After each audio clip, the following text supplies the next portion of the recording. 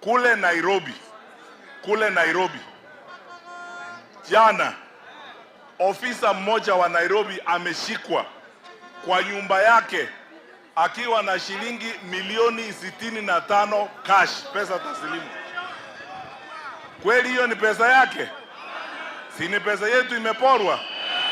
Na mnajua miezi miwili iliyopita kuna PS na wengine walikamatwa na shilingi milioni 500 pesa taslimu.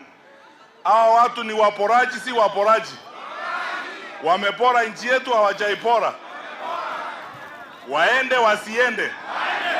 Tunataka serikali mpya ya kushughulikia nchi yetu bila ufisadi na kusimamia nchi yetu vyema.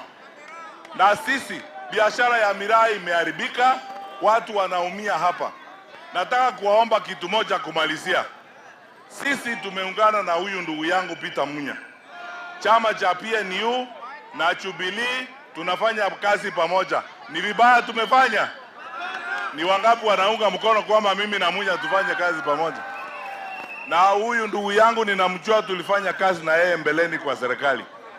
Huyu ndio anahitajika hapa Meru, kurudisha nchi hii ya Meru vyema, mahali huduma inakuwa jambo la kwanza kwa serikali ya ugatuzi pande hii.